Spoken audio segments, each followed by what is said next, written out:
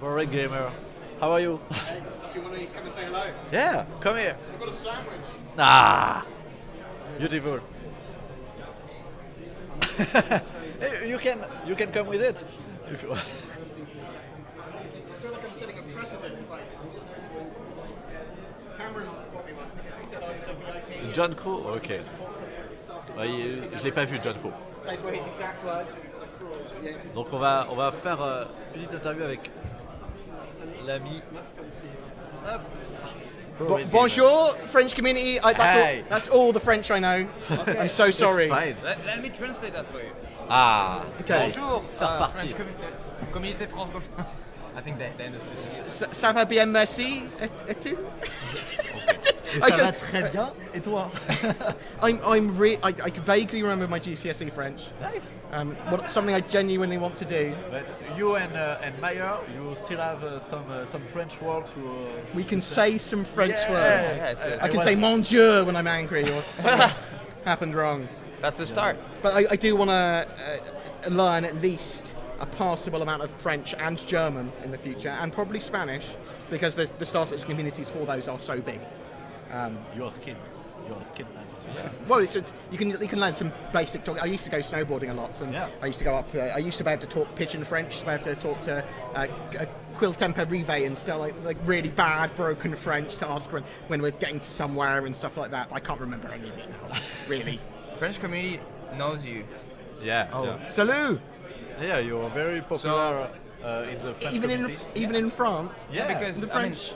Quality content about Star Citizen, it's not necessarily in French, and that's also one of the role of the association. We translate everything, and we get the info where we can and where we like to. So your channel is pretty well known, yes, because a lot of people in France can also understand English. You know. You have.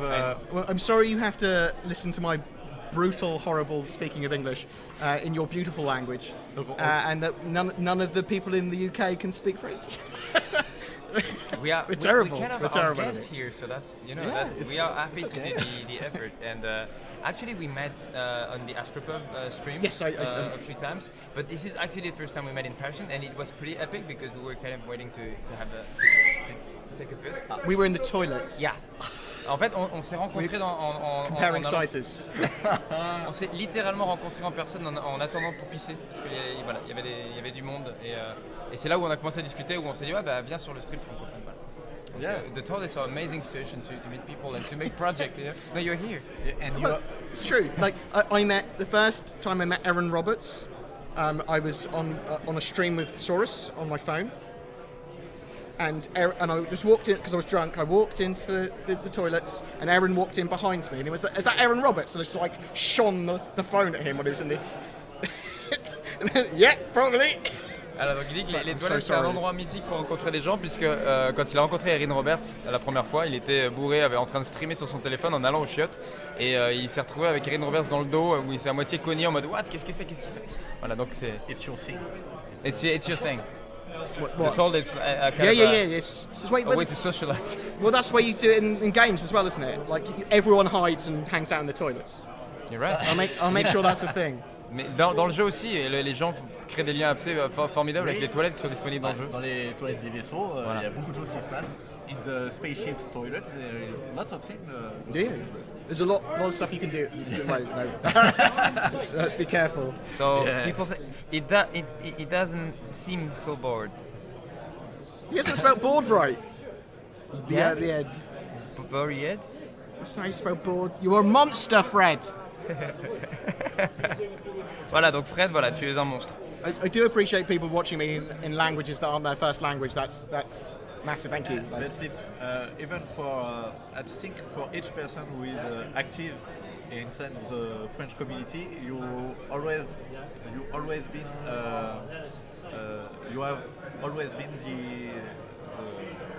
the creative content. The YouTuber that can be assimilated as a critic.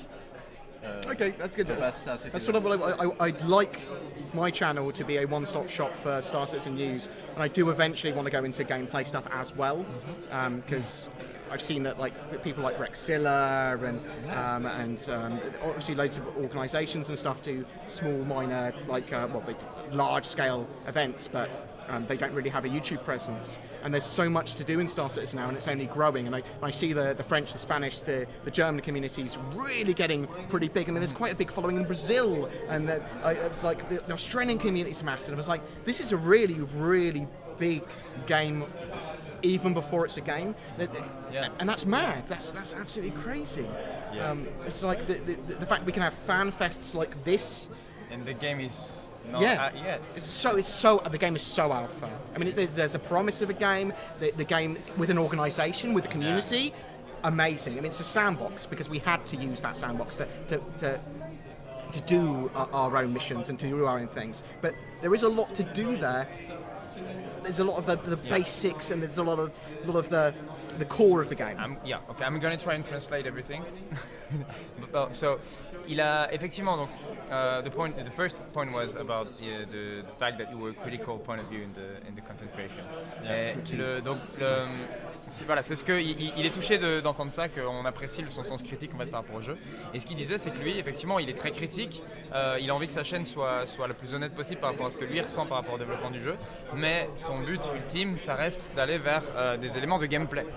Et il est très impressionné par ce que fait Rexilla, par ce que fait la communauté allemande, espagnole, brésilienne. Ils font énormément de choses. Il y a des organisations qui commencent vraiment à se rassembler pour faire des trucs à très très grande échelle. Et ça l'inspire. Et il pense qu'il faut absolument garder cet aspect sandbox comme vraiment central en fait à ce qui se passe autour de Star Citizen, parce que c'est ça qui fédère aujourd'hui une communauté, et je trouve ça dingue de voir une communauté en fait se fédérer en étant autant actif sur un jeu qui n'est pas encore sorti, mais qui par contre, même s'il n'est pas sorti, qui est déjà en fait basé sur une grosse promesse de jeu de ouf qui fait rêver énormément de gens. Donc là j'ai à peu près traduit son point de vue, là c'est pas moi qui parle. On a des questions. Alors il y a déjà beaucoup de monde qui juste remercie BoredGamer du coup pour les vidéos. A lot of people are thanking you for your content, so you're thank you very much. You're well known in France. One of the other things is it's weird that you would want to interview Star Citizen content creators. That's a big thing if you think about it, because as we said, the game isn't even there yet. Yes. And there are content creators and there are personalities already starting to form around something that is very early in its development. Well, it's going to be a while before it's done. And there's so much of a fan base there, and there's so many people playing the game regardless at the moment. I think that's fantastic. But thank you very much for wanting to talk to me. Of course. It's appreciated. Fantastic. Du coup, il était juste en train de... Thank you for your work. And il était juste en train de dire qu'effectivement, il trouvait ça juste...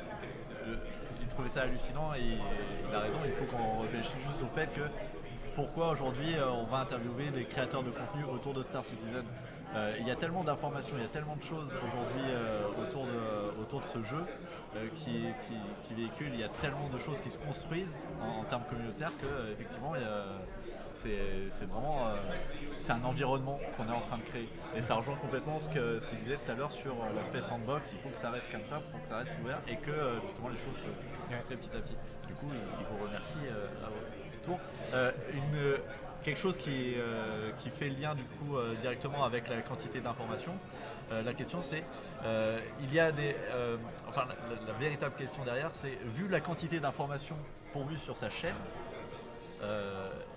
qui est véritablement impressionnante, c'est-à-dire qu'une vidéo de BoredGamer, c'est énormément d'informations en une fois. Est-ce qu'il a du coup des connexions spéciales au sein de chez CIG pour avoir toutes ces informations? So, yeah, one of the questions in the chat is because of the big amount of content you put in each one of your videos about Star Citizen, do you have like special connection with CIG, or is it just... No, so if you actually look at all of the information that I've provided, or at least 99% of it, is based on the content and information that CIG put out, the roadmap, the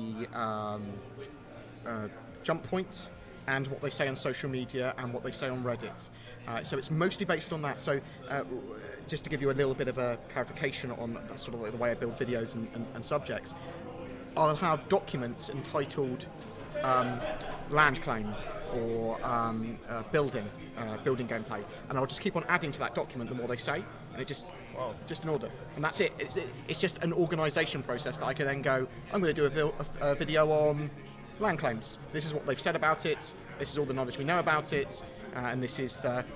And I'll probably give some of my opinions there because it's people will ask otherwise. That's a lot of work. But Yeah, it makes sense. It's less work because I do it that way. Yes. En fait, il fait un vrai travail de recherche et d'analyse, c'est-à-dire que la personne collecte les informations, les met dans un document, on fait son, récap en fait les informations qui arrivent, les analyse et créer du coup son propre document suivant tel ou tel sujet en fonction de ce que CIG pour moi. Du coup, il n'a pas de connexion au sein de CIG, mais c'est uniquement de travail de documentation. Exactement. Et une organisation hyper carrée qui fait qu'il a des. En fonction, par exemple, il va faire il prenait l'exemple, s'il fait une vidéo sur du land claim, il va ouvrir un fichier et dès que sur un. Alors, ses sources, c'est ce que dit CIG, c'est les ATV, c'est Spectrum, c'est les jump points, c'est les réseaux sociaux. Et à chaque fois qu'il va là-dessus et à chaque fois qu'il trouve un truc. Qui parle des land claims, paf, il le met sur le truc. Et à la fin, il se retrouve avec un fichier qui est hyper nourri. Et là, il structure ça et il en fait une vidéo.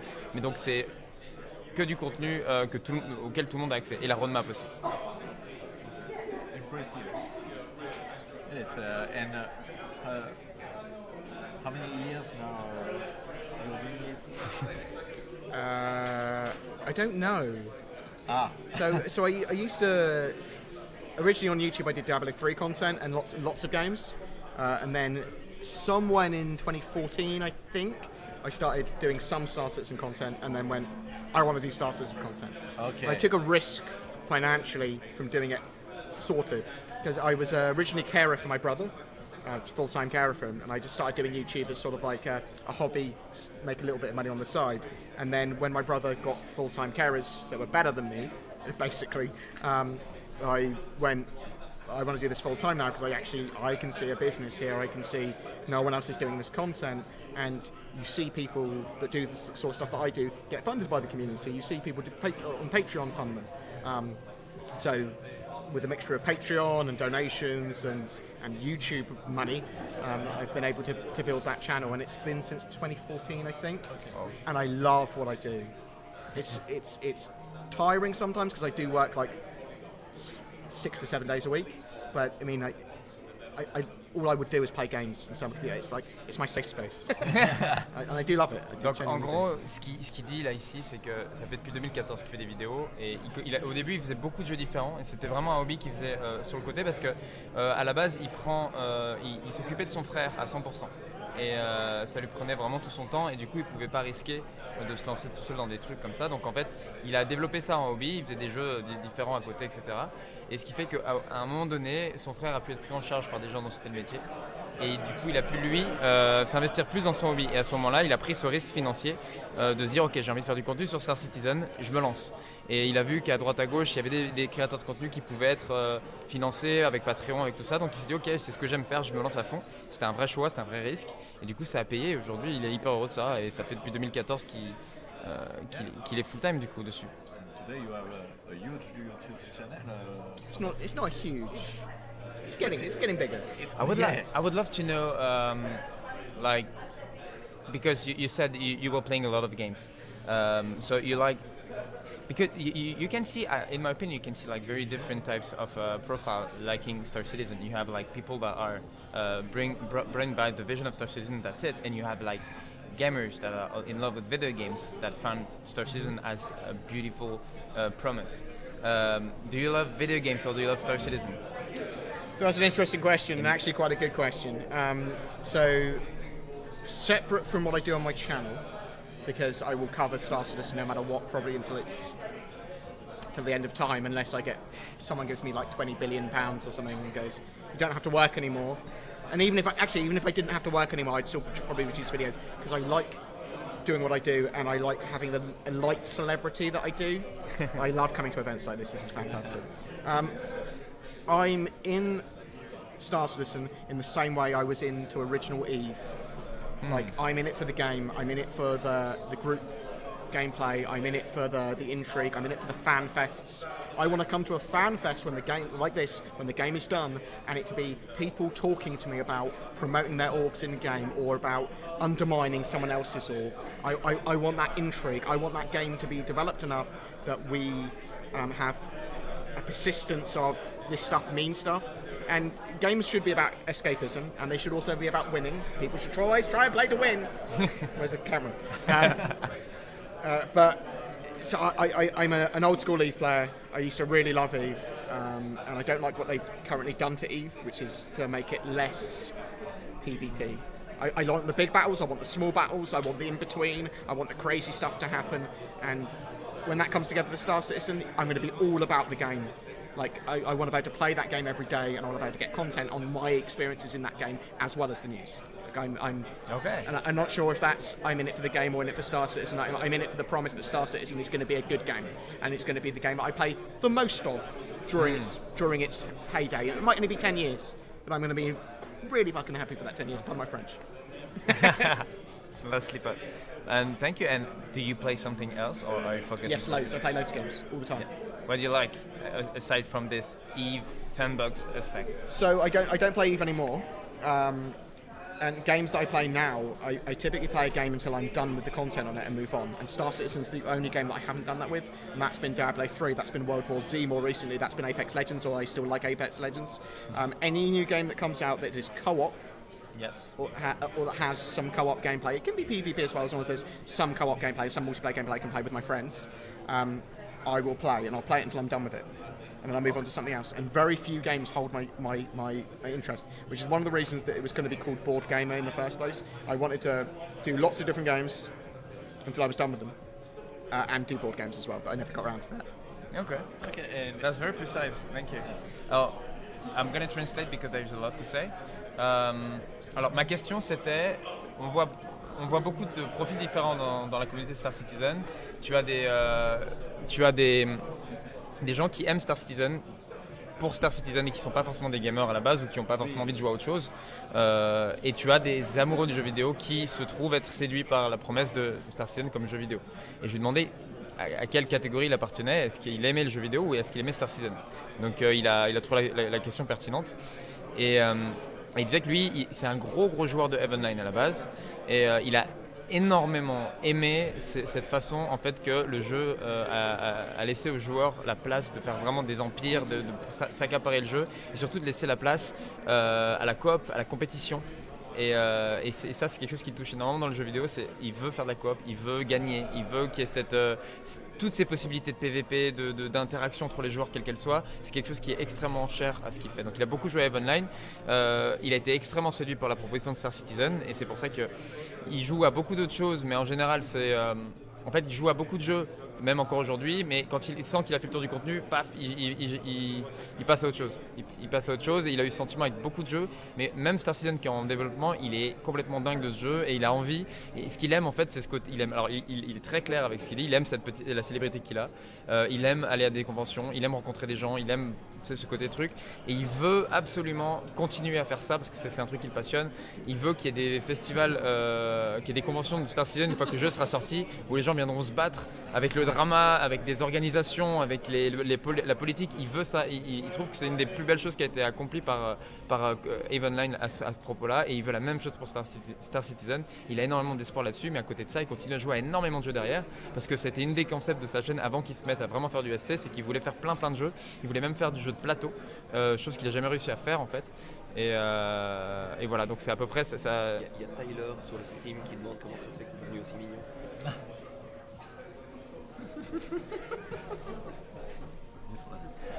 How did the guy in the vest become so handsome? Hi Tyler. In the vest? It's a t-shirt which you can buy from boardgamer.co.uk. We said, Tyler, I thought we agreed about what's happening in LA stayed in LA, okay? I think he means this. I think he likes this. He doesn't. Yeah. I thought he liked me. No, man, we all like you. I mean, it's Okay. It's I just assumed you were talking about me. So oh, sorry. Maybe he was. Maybe I'm wrong. assumed. why? Why Cap?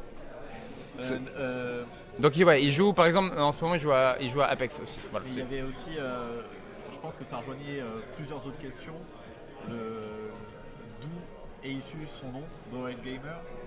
It's because you Worth it? No, wait. why it was basic. All the questions, lots of questions are about why do you call your channel BoredGamer?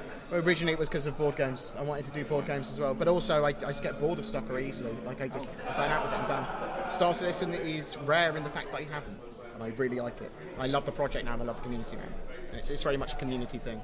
C'était bien ça, c'était bien. So yeah, Tyler, you always have my love and always answer to. Going back to an earlier question very briefly, actually, now that Xylo's there, I don't think I get favoured by CIG at all, and I don't think they favour content creators in particular. As far as I'm aware, they don't specifically single people out as like the poster boy. I mean, you'll see like Rexilla, they'll go, congratulations for being really good with this, or they'll go, let's talk about this guy because they've done something great. But they don't I don't get special treatment at all. I mean, and I hope people can see that. I think it's an important statement because that's something that we hear a lot on different commentaries or on chats. They've never paid me. They've never given me anything for free other than a teacup and saucer, which I did receive for free when I went to a studio tour. But beyond that, it's like they're quite neutral and sort of like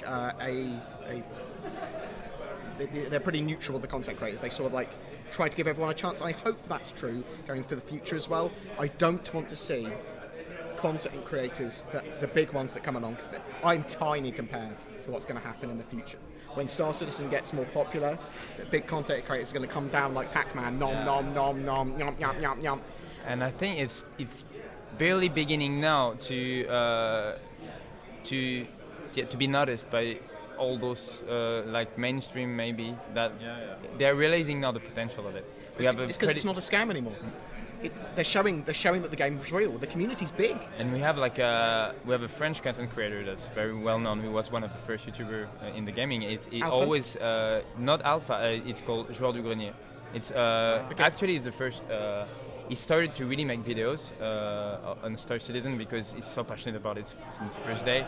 And now that he started, that there is a real, we can witness it as like little content creators. We can witness the people being curious and joining the thing. And as a proof, you can say like on the referral ladder, he's first by far. I think it's like 4,500 referrals or something. Alphacast, not Alphacast, it's Joueur du Grenier. No, it's Pepito. Pepito. Sorry, I got them confused in my head. No, but they know each other, and Alpha is also a very big content creator. No, he's not around Star Citizen as much as he was. Because mainly I think he wanted to do something else because he spent so much time and effort at a time where there was nothing to show that I think at some point you need to breathe fresh air sometimes. He had other opportunities on Overwatch. He's very present on the Overwatch League. One of the things I wanted to say with that is that because CIG are relatively neutral with that does allow for smaller content creators that are interested in making content to get involved. I started out incredibly tiny, so did Nooberfire. There is much more room for more people to make more content on Star Citizen. If you want to get involved, don't worry about copying someone else or whatever. Do your own content, do it in your own style, and try and do it. And don't do it as your main job. But try it. If you want to do it as fun and it leads to more, great. But I want more people in the community making more content because I think there's such a space for it at the moment. Yes, you're right. I'm gonna try to translate everything. Donc on parlait de, on a commencé où par rapport à ça? On a commencé par rapport. Moi, je me suis perdu au niveau des créateurs de contenu. En fait, on parlait d'Alpha et de. Il disait, alors voilà, c'est BoredGamer, il disait, à un moment donné, il est persuadé que lui, il sera minuscule par rapport à tout ce qui va venir des gros créateurs de contenu quand ils vont se rendre compte du potentiel et quand le jeu va vraiment commencer à être solide. Il pense qu'il y aura des émules incroyables par rapport à ça. Et je lui disais, il y a déjà pas mal de gros créateurs de contenu qui commencent gentiment à se rendre compte du potentiel ou qui en tout cas ont décidé de faire des choses. Et je lui parlais du Joueur du Grenier. Donc il connaît Pepito sur le ranking ladder. Je lui parlais, et lui il parlait d'AlphaCast qu'il connaît aussi, dont il connaît le travail aussi. Et il disait que c'était vraiment intéressant parce que justement, c'est parti de cette réflexion où il disait que vraiment, il faut vraiment qu'on se rende compte que CIG est très neutre vis-à-vis des créateurs de contenu. Il n'y a pas de traitement de faveur, ils payent personne, il n'y a aucun traitement, c'est très neutre.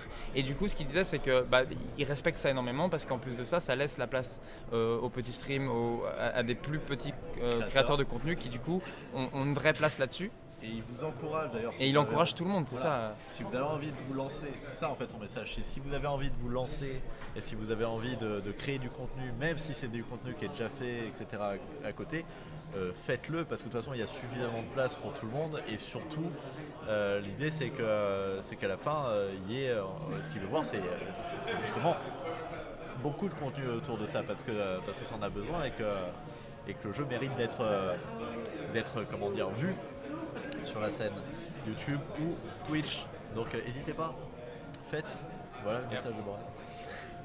So yeah, I mean.